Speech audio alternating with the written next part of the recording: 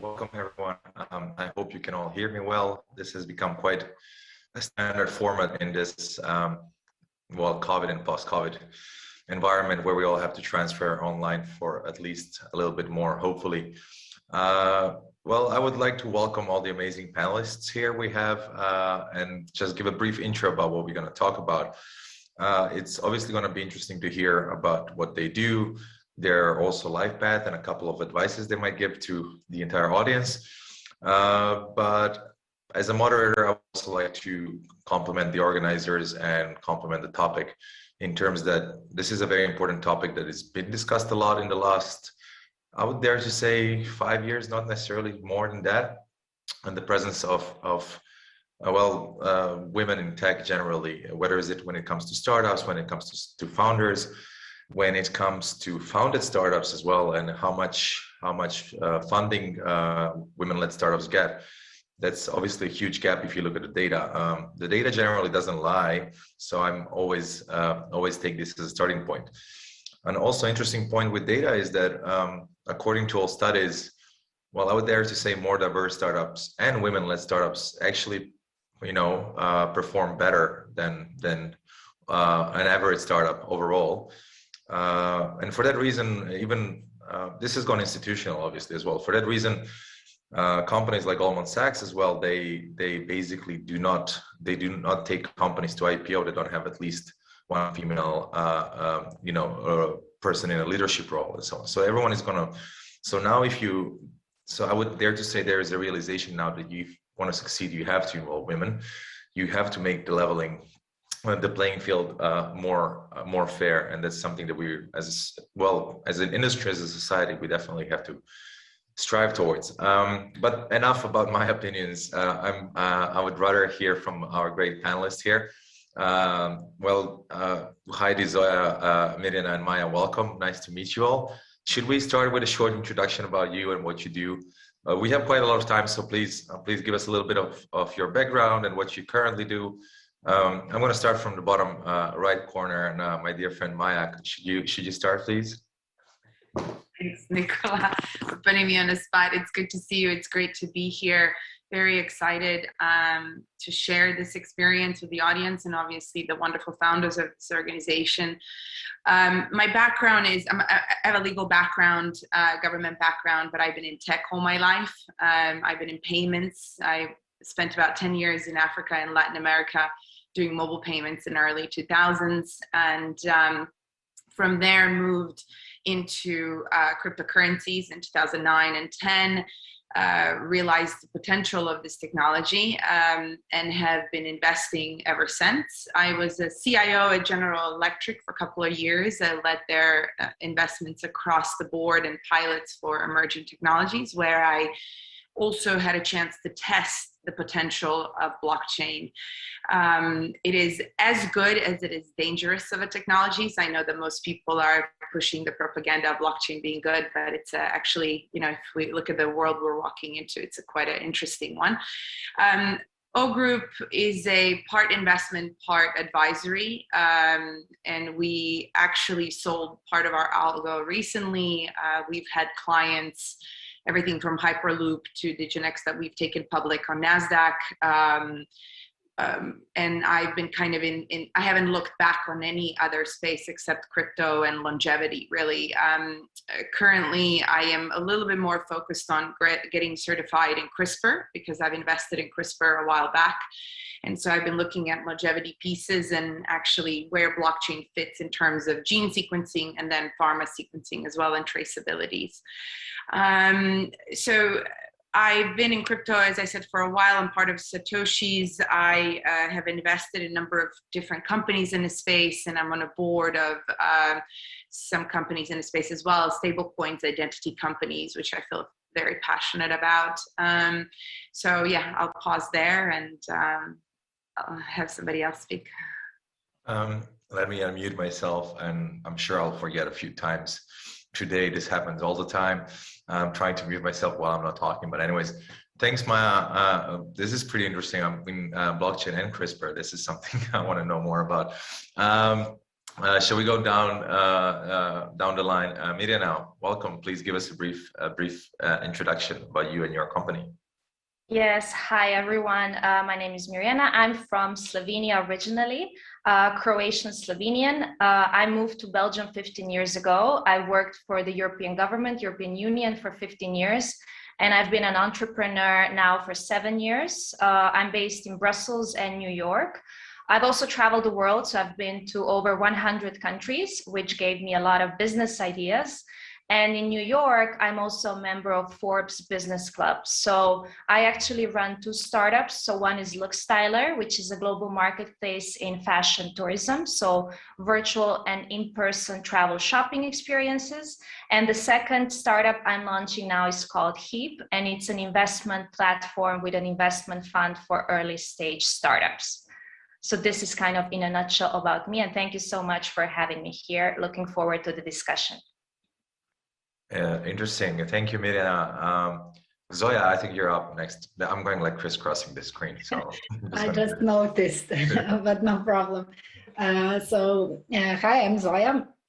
I'm based in Belgrade. I was a co-founder and early adopter, let's call it, or I was actually the driver of the startup ecosystem for quite a long time here in Serbia and Belgrade. I was co-founder of Startit, so we founded a lot of regional startup hubs, then local tech media, and a lot of startup programs. Ended up with a partnership with Google Launchpad program for entrepreneurs, which was the first one in Europe of that sort. And then I moved on further on, which as part of the founding team of Digital Serbia initiative, where I also led startup ecosystem programs, and that was something that drives me. Then I moved to consulting space in a way where I'm trying to connect digital transformation, but mainly working with big companies and helping them actually collaborate with startups and new innovators. And right now, the newest shift is that I'm starting a startup of my own. So we are making a robotics toy to help girls get into the coding and engineering early on. So that would be me in brief. Thanks, Zoya. And then last but obviously not least, Hajdi, please tell us about you, your path, and of course, airt as well. Hi, everyone, and greetings from Zagreb, from Croatia. So I'm very happy to be here, especially in such company of these amazing women. So as Maya, I'm also a non-tech person who ended up in the tech world, but not in blockchain, but in AI.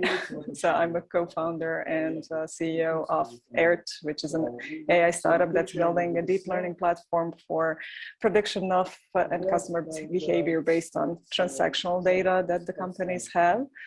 I'm also a VP of Croatian AI Association, believe it or not, and somehow became a representative of the Croatian startup ecosystem within the EU. But my tech world and being in the tech world has come to life only a few years ago because my career, I changed 3 industries. So first I started in the media, then I went through digital marketing, and now I'm, as I said, in the world of artificial intelligence. And apologies if there's noise in the background because my co-founder is on another call, #startuplife. Fair enough.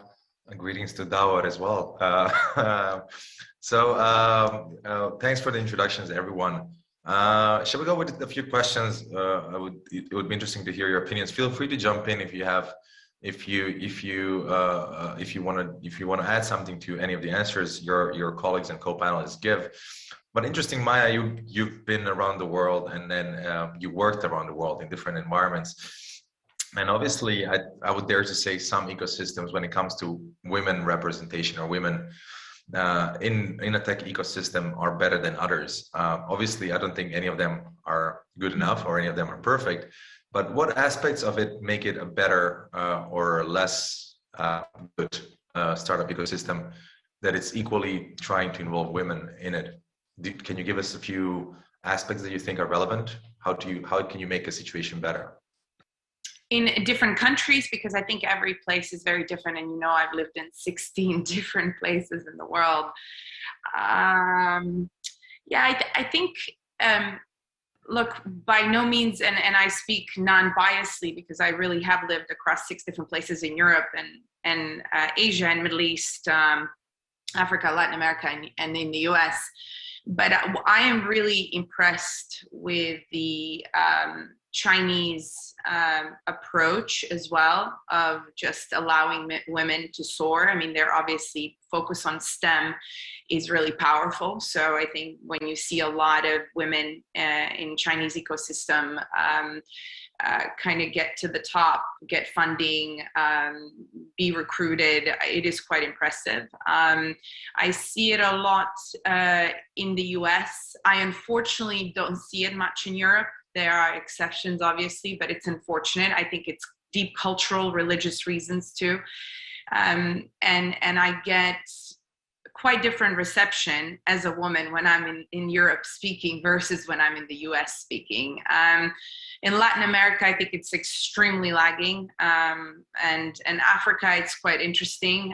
There are a lot of organizations who are supporting women, educating women, and putting them through MBAs, and there is a focus on kind of women startups.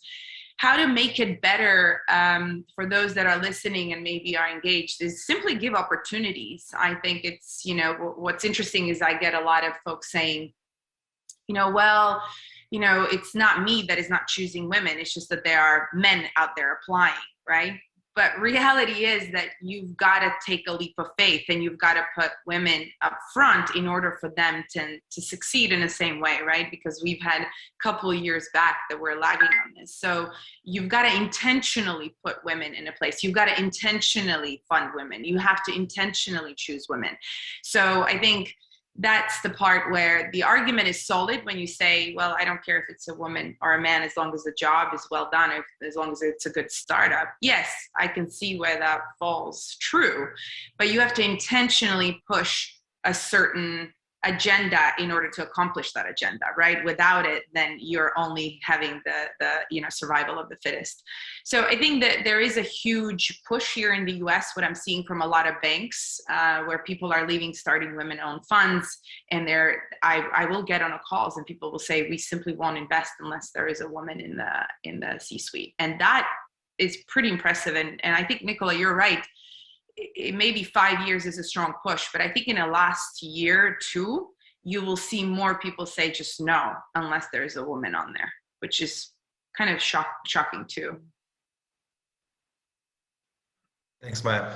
I think that's a good point. Interesting, you know, cross-section, is that a word, of seeing different environments, different continents, and different countries. Of course, culture is well, even religion is something you mentioned. It's not something that you can disregard easily, but it's something that we have to take as a factor and consider it.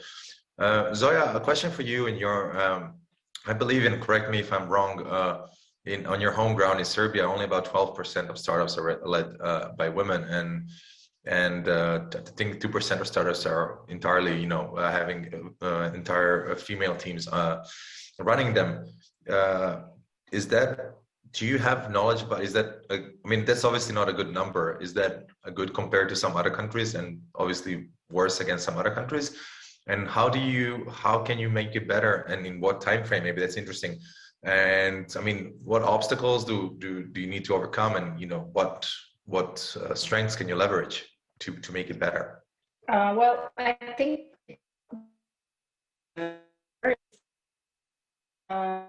it's relevant.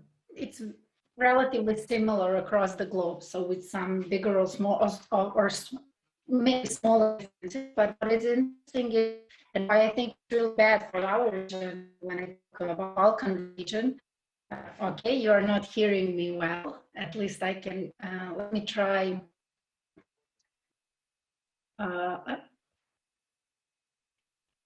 I got from Heidi's face that you're not hearing me well, so I tried switching to another network. Hope now it's better. So what I wanted to say is that I think the numbers are pretty similar around the globe, but I think it's for me, for the Balkans region, I think it's worse to have these low numbers, because the numbers of women who are active in STEM and in tech is higher than the global average and what we see in the US or in Western Europe. And that's why it means that we have a good entry level where women feel like they can enroll at the same universities, obtain tech degrees, get tech jobs, but then when it comes to obtaining higher management roles, that's where or founding consequently your own businesses, that's where we are not utilizing the potential which we have already at the entry level. So I think hello.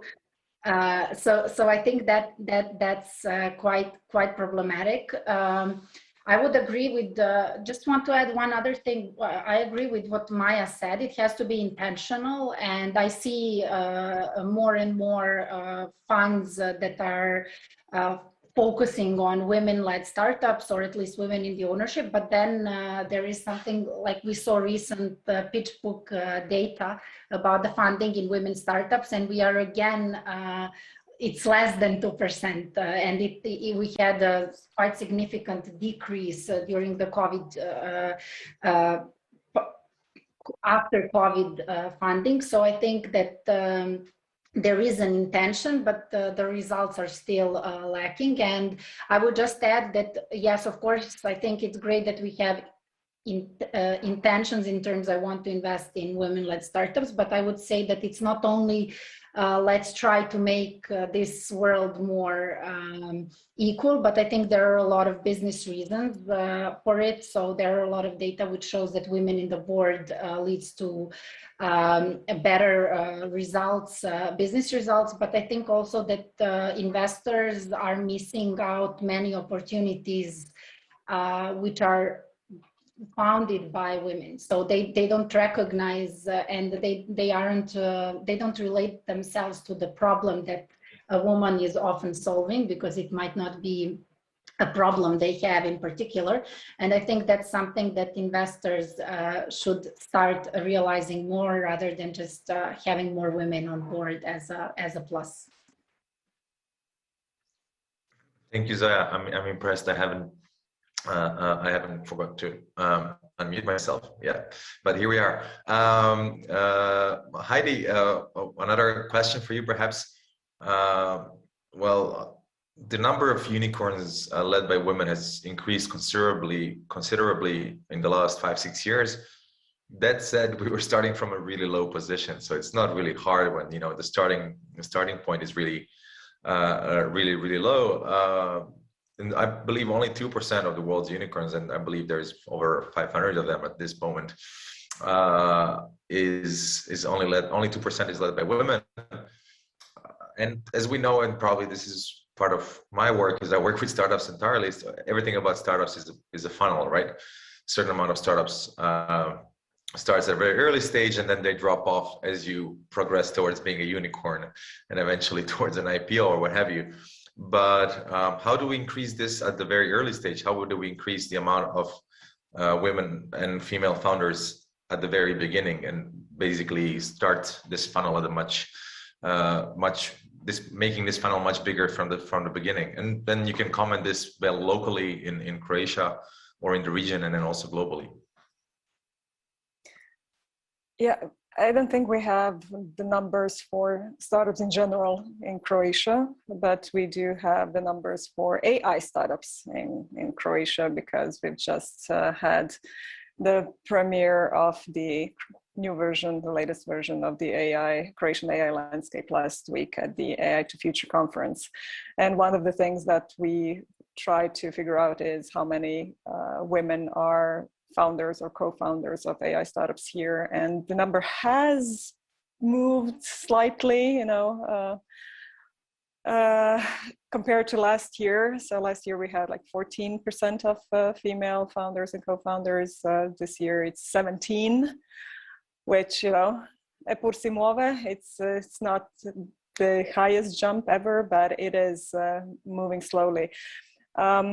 But one thing I think is changing is, and what we need is more role models, because, you know, when other women also see other women in startups and on those positions, you know, they're also encouraged to do so and to try it, to start something on their own. And also, to be fair, I think in our region, the startups per se is something that is only now becoming something that is acceptable, you know, and it's just becoming something that is kind of even sexy. And there are more and more people even trying to do something, because unfortunately the mentality of this region was that the failure is something that is shameful. So many would not even try to do something because they were afraid that you know, the environment would judge them. And I think women being even more risk averse and sometimes they're say, you know, susceptible to what others think, that is also one of the big obstacles that we had to overcome. But I see things are changing so slowly. There are many more women that are in STEM. So if you're looking at, you know, the students, the percentage of students on those colleges, percentage of women on those colleges is much higher. So the entry level point even there is increasing. I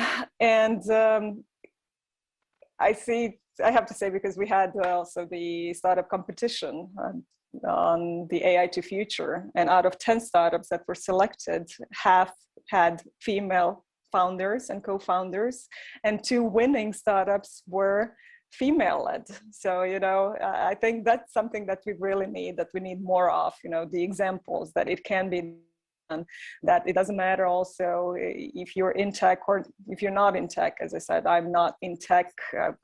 Tech is not my background, and still, you know, I'm a co-founder of a deep tech startup. So we need more examples, we need more role models, and even those who might not start a startup right away, you know, in early ages, they need to be given an opportunity, as was already said.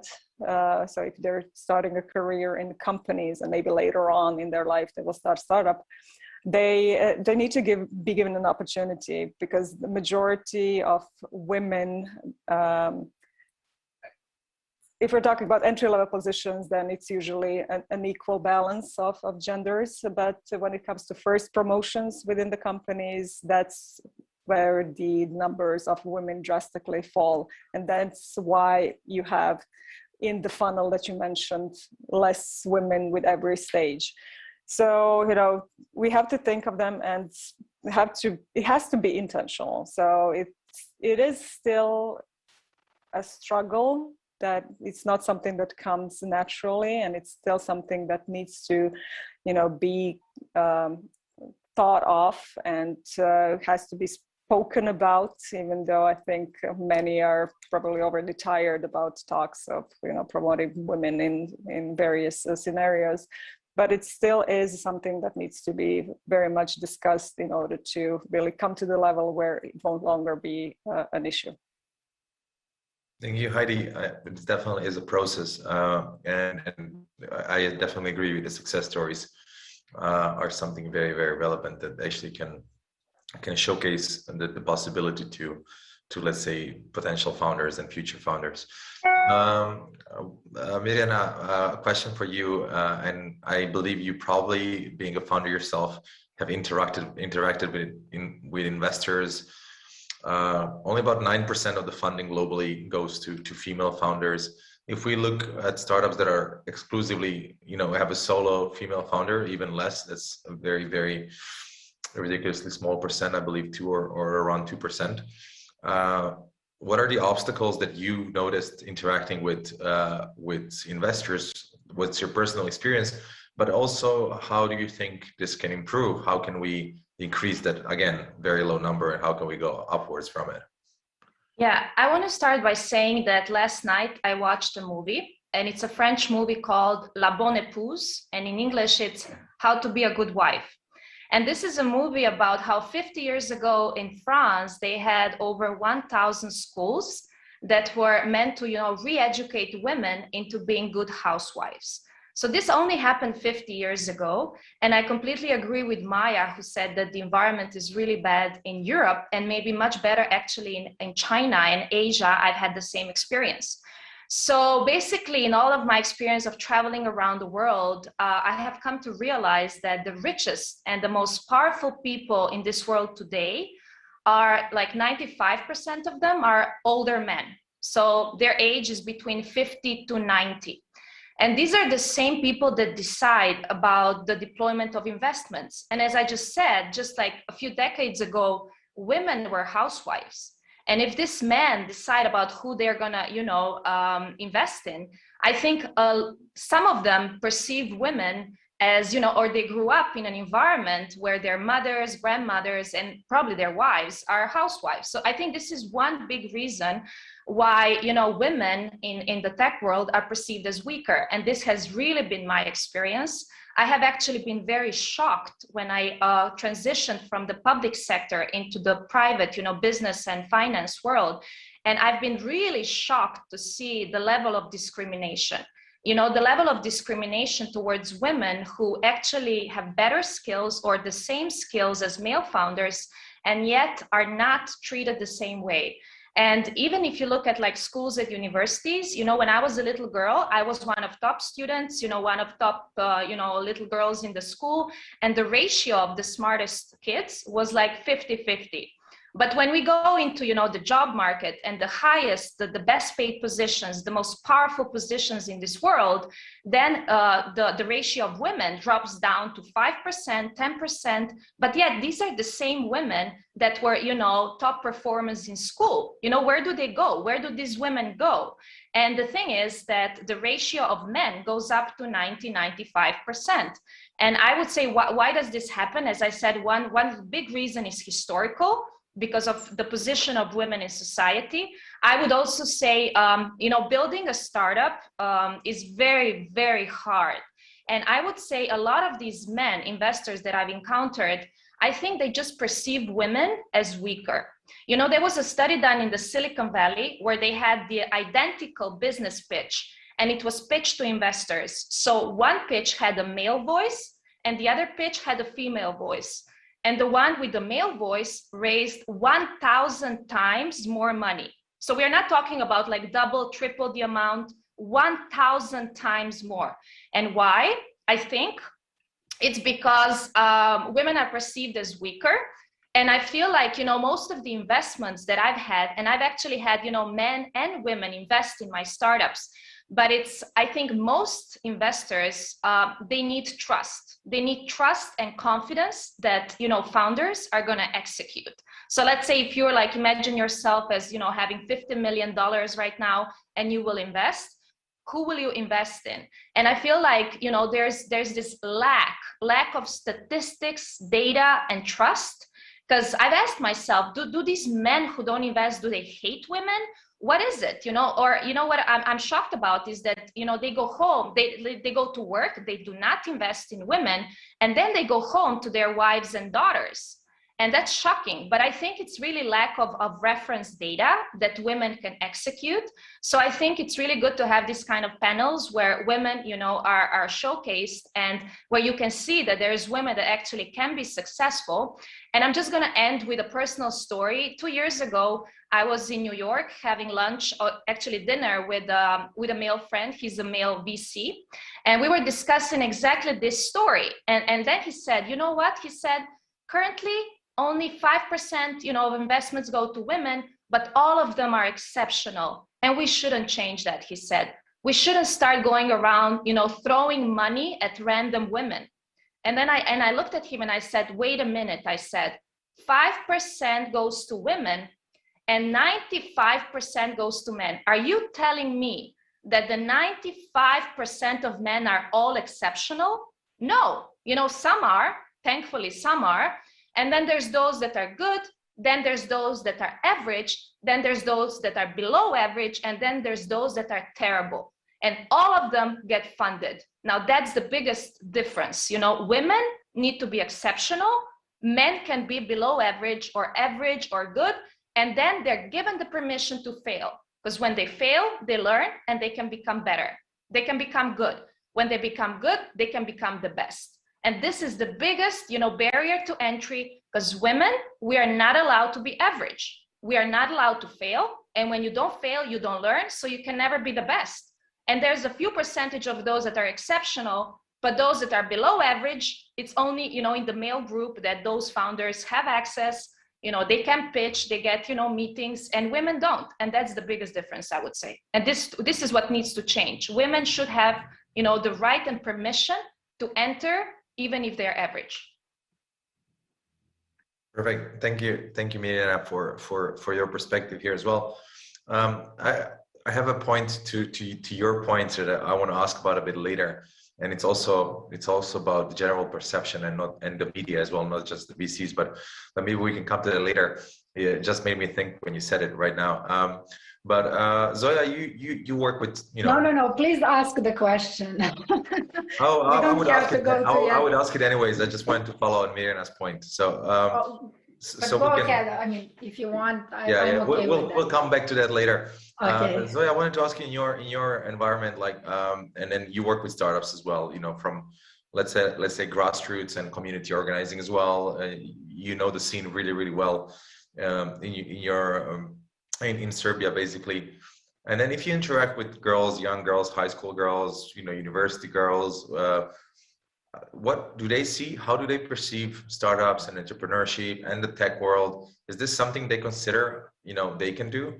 Or is this something that they see, what Mirjana said, like from the housewife movies 50 years ago, that this is something boys do?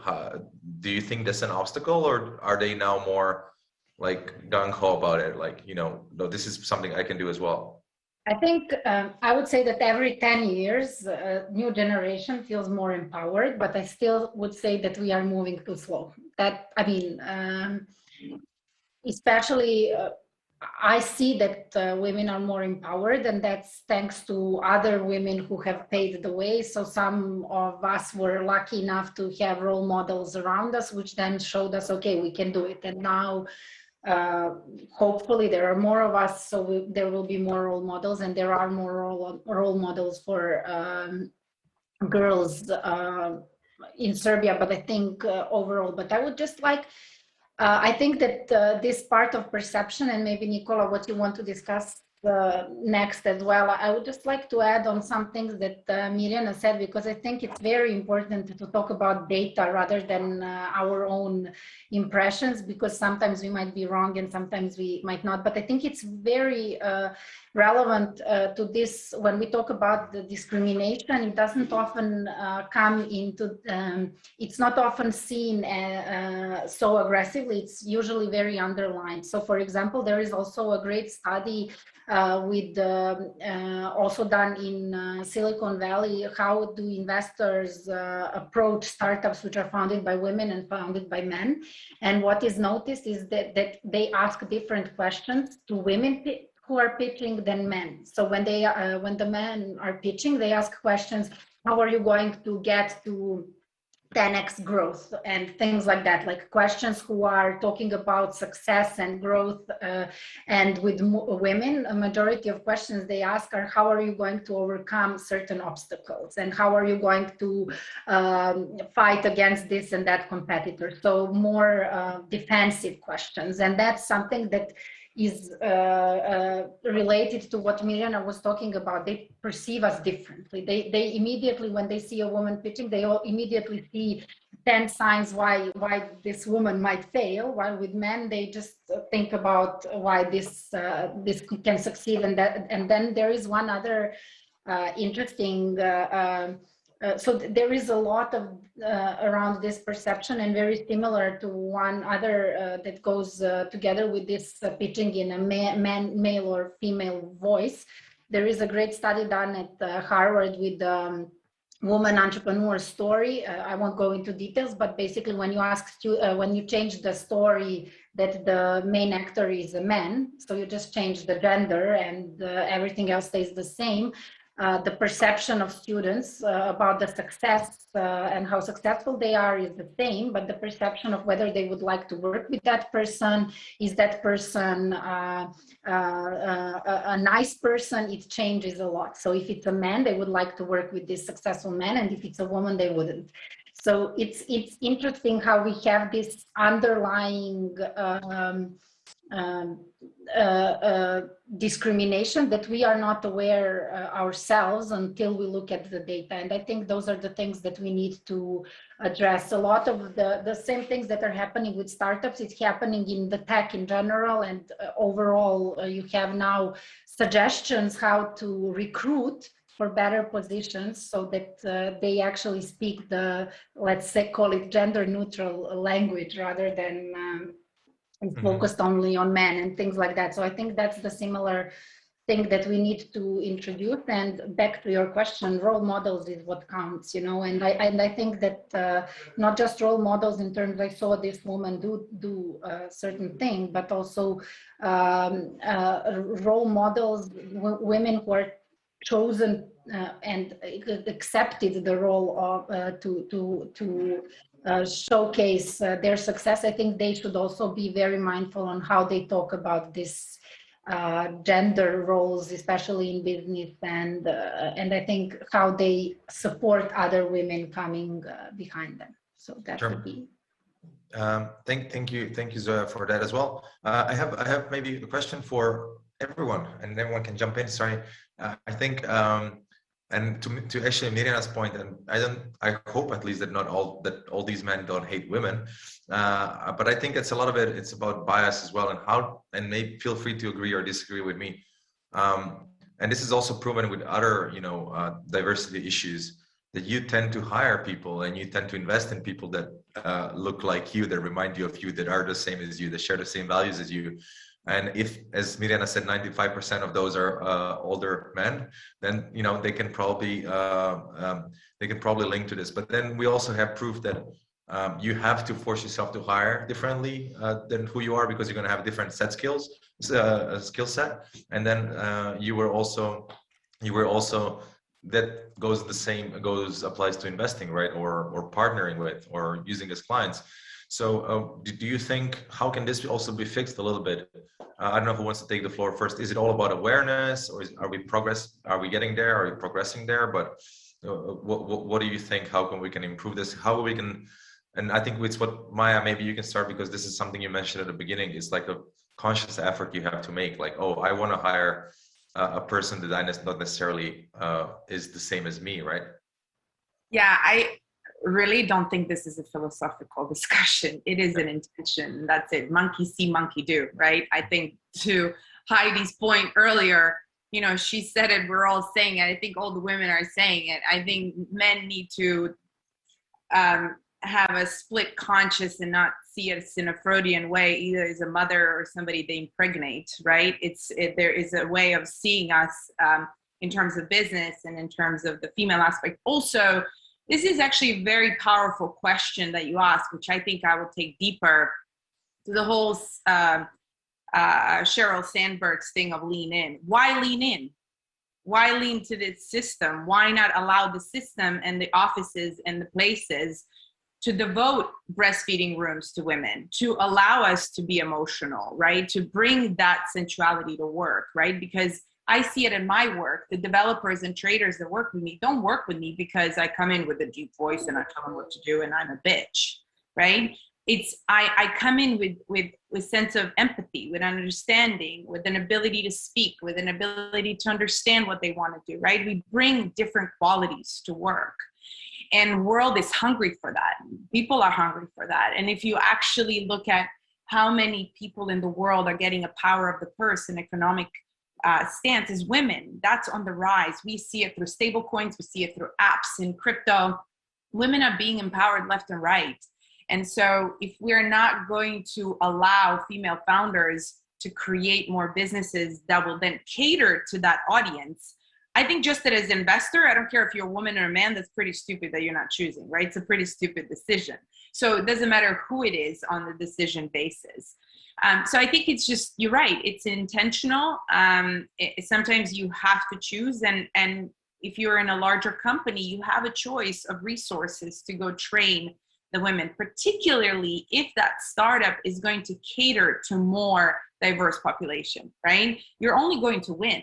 So you know, you have to almost kind of leave your Freudian hat or whatever the hat you came with to work and look at this as an objective point of view. Robert Kravitz had this thing at KKR a couple of years ago where he demanded across the board, again, very intentional, just like Scandinavian countries, right? They demanded a particular number of women on the boards. Robert Kravitz said to HR, if you hire somebody that looks like you, I will fire you. Right? I mean, that's a pretty powerful thing to do. So he said, don't hire people that just look like you. Hire people for what you're trying to accomplish. And it's hard because we're all humans, right? We, as I said, monkey see, monkey do. We all want to just keep repetitive, and that's all we do. We're quite boring at the end of the day. So, but it's really tough to get out of that mindset and to remind yourself, even for your own work, am I doing something different today? Am I looking at this person in a judgmental way? Am I looking at myself judgmental way? And that extends to, are my policies across the company, you know, judgmental? Am I really accomplishing what I need to do? So I think it's just a lot of self-questioning, which I think currently is happening in the world. You'd be surprised. I think it's just, I think maybe Zoya said it. I think it's just way too slow. Mirjana, I don't remember, but yeah.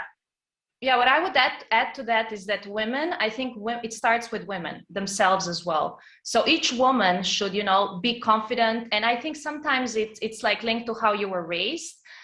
You know, I was raised, let's say, I trained karate as a little girl. So I trained with boys and I have a black belt. And the coach treated me just like all the other boys. I also had a father who always told me I need to make money myself. So in my case, let's say I was raised, you know, by men who were strong men, but they supported me. But then there's also examples of women like Oprah who were abused and then they went on to become billionaires. But I really think it starts with women, you know, being confident. And I think oftentimes, and there's a TED talk about this, it's called, you know, teach little girls bravery, not perfection. And I feel it's like women, you know, want to be perfect. They don't apply for jobs if they're not, you know, perfectly fulfilling all of the criteria. Whereas boys just do it. You know, boys are taught to be brave. They just go out there. And then the second thing I want to say is also how women treat other women. Unfortunately, you know, I've been in many situations where I've had a lot of, you know, jealous, toxic female colleagues and female managers. So it's not just that we point fingers at men, but really it starts with women themselves. You know, first, how confident you are, because if you're unstoppable, nobody will stop you. You know, if you take the decision to be unstoppable, you know, there's nobody in your way. And then again, I think it's important to create sisterhood, you know, girls clubs, because there's boys clubs. And you cannot, as you say, you know, men invest in founders who look like them. And it happens like that. And they invest in friends, and they invest in friends' sons. They play golf together. That's how they invest. You know, business is done, you know, they drink whiskey together. And women, we lack sisterhood, and we lack ladies clubs, and we lack, you know, powerful clubs. I'm not just saying, you know, ladies club just, you know, for a cocktail, but, you know, powerful clubs where there's successful, rich women that are going to support, mentor, and invest in other women. And unfortunately, I do think that successful women do not help out as much as they could to other women. You know, if we look at the richest women, and they're not as rich as the men out there, but if we look at those women, usually they would not create investment funds. They would not invest. Maya said she's an investor, and that's amazing. But like a lot of successful women aren't investors, or they don't really do much. So, and they're the ones that would understand, you know, female businesses and female founders. So yeah, I think we need more sisterhood as well. Thank you. Thank you for those points. I think it's very relevant. Yeah, I guess I could make comments as well. I really would like to have, we should have more time for this debate. It's such an interesting topic, and we go really deep. I think we're running out of time, but we can probably squeeze in another 5 minutes. I think it's the good thing it's online, so they can't cut us off, or they can just shut us down. Then we can continue talking. It's not like being pulled off the stage, literally. But I want to so in that case, we can be maybe brief to see a bit more specific. Maybe Hajdi for AI and Maya for cryptocurrencies and blockchain. Do you think these are?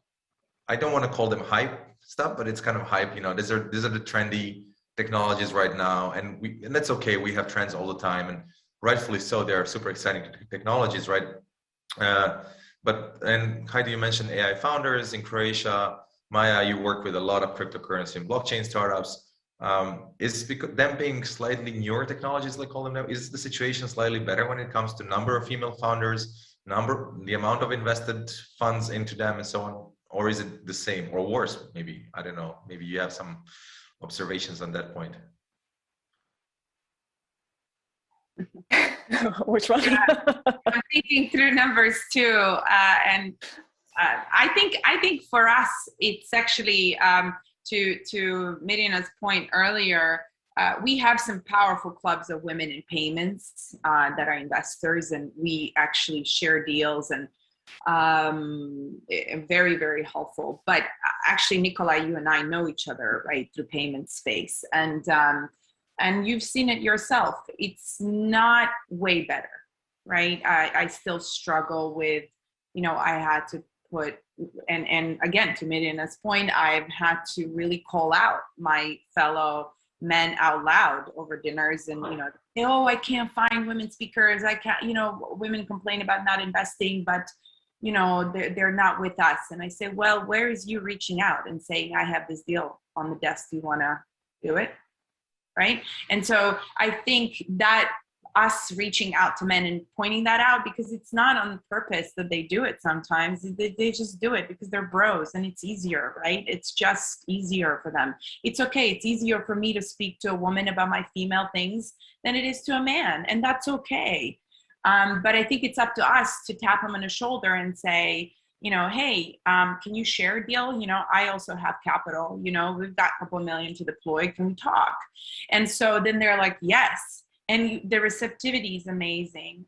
But in terms of just generally intentionally putting women, no, there isn't a big push. I think, Nicola, there's just a natural growth of women in the space who've taken a lead, a natural kind of positioning, and where we support each other. And when my colleagues, right, people like you who have reached out to me, right? I mean, you yourself have been that guy who said, hey, you need to be on here, you need to be on there, who made sure that that is happening, right? And we need more people like that who are thoughtful about it. So I agree fully to that, because it's very similar, but it's in the general situation, and as Maya said, a lot of times, even those biases and discriminations are not necessarily intentional. It's sometimes very much something on the unconscious level. And we all have it, even as women, we have those unconscious biases that we need to, make ourselves aware of and work on them. And with men is very often the same thing. They sometimes don't think of inviting female speakers because it's not that they didn't want to intentionally. It's just that, I don't know, they didn't think of the name. It was some other guys who came up to their minds first. So it was, just going with the momentum. And, but we also do need more women who are, again, intentional. That's really one key word that we're using here. Because my experience from a few months ago, there was this tech conference in Croatia, and I ended up being the only female participant. I was like, what the hell is going on? And I asked the organizer. It wasn't. No, it wasn't. But that's the thing, you were thinking consciously about it, and then you were making sure that you have kind of an equal ratio of both female and male speakers. On this conference, it wasn't something that was really, that the organizers were aware of, that is something that they should be thinking about, until I called them out. But there was an interesting comment that they said, okay, but again, where are those women? I have to say, in Croatia, we do lack a bit of, females that are willing to come out, step up, talk, be speakers, be panelists. There is something that we need to encourage there as well. So I'm seriously thinking of really trying to create a list of potential female speakers for various things, and then hand it out to all conference organizers so they don't have an excuse later on.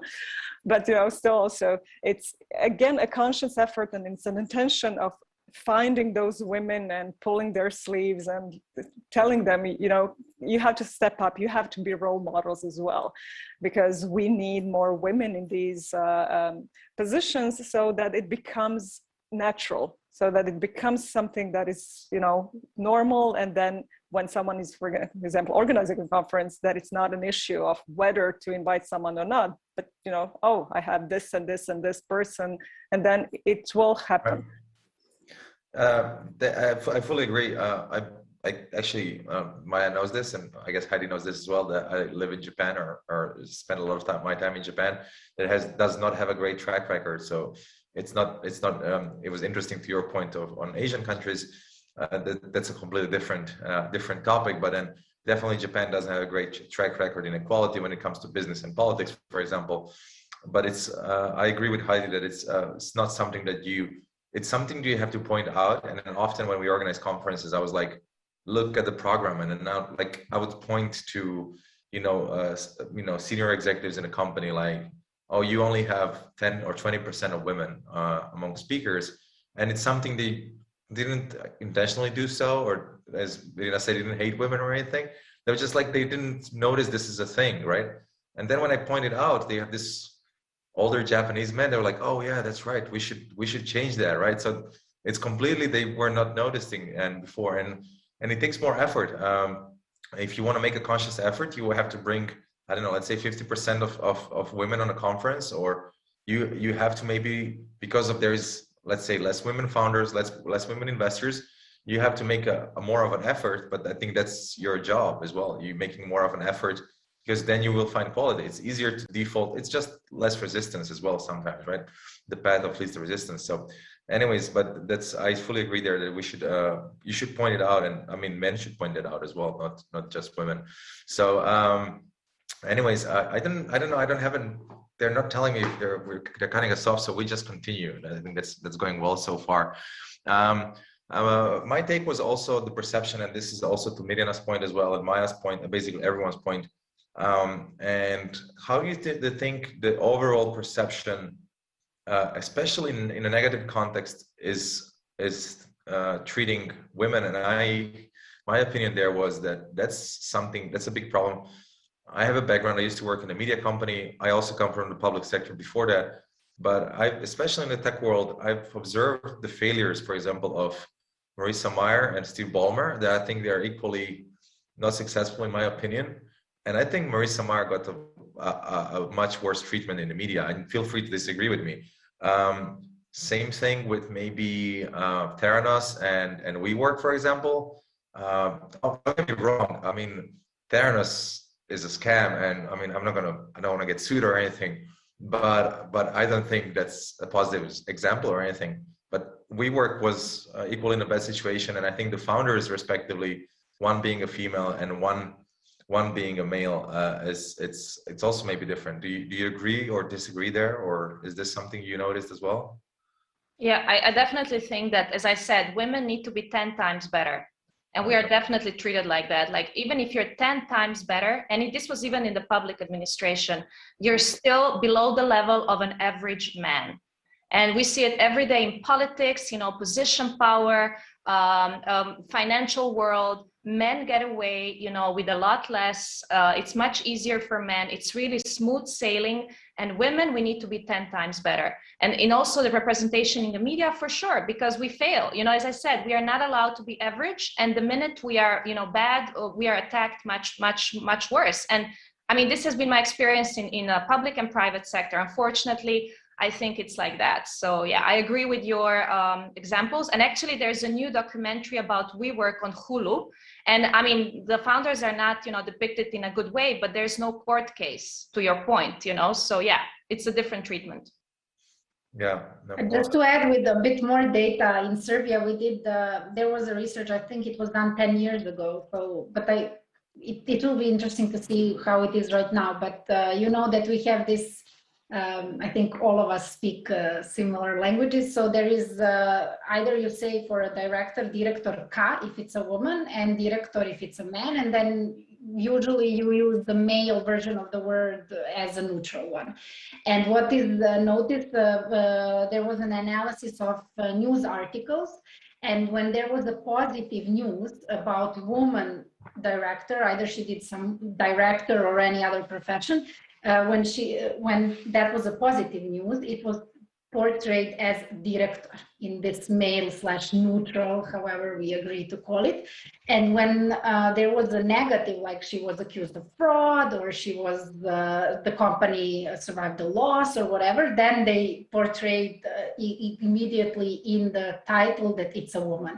So it was immediately director K. So I think there is, but I think it's still we fight with a lot of unconscious bias as we are talking over this, and I think it's up to each and every one of us, either men or women, to be aware of that and try to fight it, as Hannah well said. And I would just like to say that I think I agree completely with this building more women network, that we as women need to support each other, but it's interesting, and that we need to be more confident. But then when you understand what is the society right now looking like, it's not easy. It's not like, oh, I woke up this morning and not today I'm going to be more confident. And also for women who are a bit not supporting other women, I have understanding for that too, because there is this perception, especially for older generations than mine, when you had one woman in the board, you had this, you had this perception that it can be only one woman, and then you were competing with other women. You weren't collaborating because you could be only one in the room of 10. Yeah, awesome. Sorry. Thank you. I think, yeah, we really have to go at this point. That's a very clear sign from the organizers. Thank you, everyone. I want to close down on this topic. I mean, all great messages here. For all the audience, there should be a conscious effort to change things for the better, and as discussed by our distinguished panelists here as well. I think it definitely makes sense in terms of equality. It makes sense because it helps us create a fairer society. If you don't believe in that, and if you're just looking to earn more money, and then if you're purely looking economically, and if you are a big believer in Milton Friedman and what have you, it makes sense also in that way. So it's proven that if you invest in women, you will make more returns than just investing in men. So even if you don't care about a fair society, you should do it for that point. I agree with Miriana. Golf is a terrible sport. It's very boring, and that's my personal opinion. But if you like it, feel free to enjoy it. But other than that, thank you all so much. Hope to see you again soon in person somewhere at a conference where, hopefully I'll be the only man on the panel as well. So there you go. Have a good day, everyone. Thank you, Nicola. Thank you.